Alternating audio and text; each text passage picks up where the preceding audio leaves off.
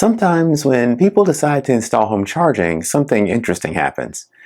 What started as a simple goal, just plugging it at home, often turns into a much larger electrical project than most drivers actually needed or thought that they would have. At first, the thinking is straightforward. Install a circuit, plug the car in, and wake up with the full battery. But once the wiring and breakers and charger specs enter the conversation, the decision process tends to escalate. And people start wondering whether they should install 60 amps, whether they should future-proof for the next EV, or whether a larger system altogether might be necessary later. Before long, a simple charging setup turns into the highest capacity system the electrical panel can support. After my last home charging video, many of you shared your real-world setups in the comments and some clear patterns emerged. Many of you are charging comfortably on 30 or 32 amps, while some of you are using the portable charger that came with the car. Others installed 50 or 60 amp circuits only to discover that their vehicles still pull only 27 or 32 amps. This video isn't about the fundamentals. If you want a full breakdown of level 1 versus level 2 charging, circuit sizing, and installation basics, that video is already on the channel and I'll link that one in the description. This episode assumes that you've already decided to install a 240 volt circuit. So the real question now is, how much charger do you really actually need? This is Wrench and Reason, where we explain how modern cars actually work. So let's talk through it. One of the first assumptions people make is that installing a 240 volt outlet automatically means installing a permanent wall charger. But that's not always necessary. Most non-Tesla EVs include a portable EVSE that can plug into a standard household outlet for level 1 charging and with the proper adapter into a 240 volt outlet as well. Many of you mentioned doing exactly that. You've installed a NEMA 1450 outlet and simply used the charger that came with the vehicle. And for a lot of drivers, that works perfectly well. If your daily mileage is predictable and your car sits plugged in overnight, the portable unit can deliver essentially the same real-world charging experience as an entry-level wall-mounted charger. So the decision here isn't portable versus permanent hardware. The more practical question is whether a dedicated wall unit actually changes your daily experience. If your car consistently recharges overnight using the equipment you already have, the wall box may be more about convenience or aesthetics than necessity. There's also been a shift in how drivers use and think about portable chargers. Early EV owners often carried them everywhere because public infrastructure was pretty limited. Today, many drivers leave the portable unit at home and rely on public charging networks while traveling. So before buying hardware, it's worth asking a simple question. Is the charger that came with your car already sufficient once the 240 volt outlet is installed? In many cases, the answer is probably yes. Once the decision to install level 2 charging is made, the next point where costs escalate is amperage. While researching chargers, it's easy to get pulled toward higher numbers, 40 amps, 48 amps, 60 amps. Larger specifications sound safer and more capable, and they often feel like the responsible future-proofing. But the more useful question is simpler. Does increasing amperage actually change your morning? Imagine plugging in at 6 in the evening and leaving again at 7 the next morning. That provides roughly 13 hours of charging time.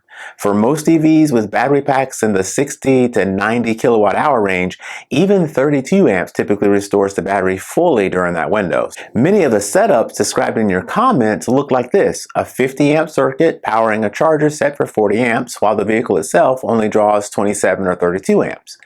The system works perfectly well, but the extra electrical capacity never actually changes the outcome. Part of the reason is that the vehicle's onboard charger determines the maximum rate of AC charging.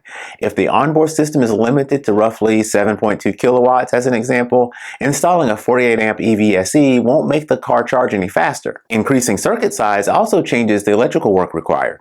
Larger amperage circuits require thicker wire, larger breakers, and more available panel capacity. As those requirements increase, installation quotes often rise as well because the scope of the electrical work now expands. So instead of asking what the largest charger your panel can support might be, it's often more useful to ask what charging rate reliably restores the energy you use each day. And for many standard EVs, 32 to 40 amps answers that question comfortably.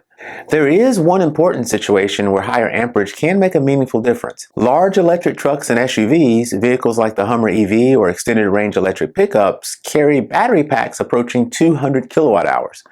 Charging a battery that large behaves differently from charging a smaller crossover or sedan. If you return from a long highway trip with a battery that size nearly depleted, restoring the charge on a 50 amp circuit can take 15 to 17 hours to reach 80%. In that scenario, additional charging capacity can shorten recovery time in a noticeable way. So the decision isn't simply whether bigger chargers are good or bad. The real question is whether your battery size and driving patterns justify the additional electrical capacity. For drivers regularly deep discharging very large battery packs, higher amperage can reduce the downtime between trips. For many smaller EVs, however, the overnight window already provides more charging time than the car requires. Understanding which category your vehicle falls into helps keep the installation appropriately sized. Once charging capacity is settled, another decision many of you mentioned is whether the charger should be plugged in or permanently hardwired. A hardwired installation creates a clean, permanent setup by connecting the charger directly to this electrical circuit without an outlet. A plug-in installation, usually using a NEMA 1450 outlet, introduces more flexibility. If the charger fails or technology changes, the unit can simply be unplugged and replaced. Both approaches can be installed safely and to electrical code when done properly. The difference is mostly about how permanent you want the installation to be. Hardwiring often makes sense for outdoor installations or locations where weather exposure is a concern. Plug-in systems tend to appeal to homeowners who prefer modular equipment that they can swap out or that can be upgraded easily. And in practice, the decision comes down to preference. A cleaner permanent installation or greater flexibility if equipment changes later. Charging features can escalate in much the same way that amperage does. Many products advertise Wi-Fi connectivity, mobile apps, detailed usage analytics, remote monitoring, and programmable charging schedules. Those features sound useful on paper, but several of you mentioned intentionally choosing simpler chargers and saving hundreds of dollars. One reason is that many EVs already provide the most important charging controls inside the vehicle itself. Drivers can often set charging windows, define departure times, and limit battery state of charge directly through the car's software. If the charger is duplicating functions the car already performs, the additional hardware features may not change the day-to-day experience very much. Smart chargers certainly have advantages in some situations, especially when managing two EVs on the same circuit, integrating with utility pricing programs, or tracking detailed electricity usage. But for a single vehicle charging overnight on a predictable schedule, a simpler EVSE can perform almost identically in everyday use. Future-proofing is often a reasonable instinct.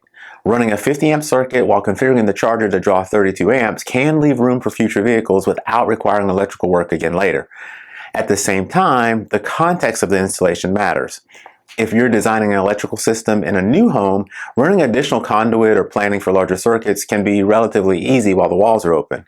But when installing charging in an existing home, increasing circuit size can ripple through the electrical system by consuming panel capacity or even triggering more complex upgrades. In other words, the freedom you have when building from scratch is very different from modifying an existing structure. For most drivers, the goal of home charging isn't maximum speed, it's consistency. The best setup is the one that quietly restores the energy you use each day without requiring much attention. When that happens, charging fades into the background of daily life. The comment on the last home charging video made some things very clear. Most EV owners eventually settle into charging routines that are simpler than they initially expected. Some drivers are perfectly satisfied charging at 30 amps.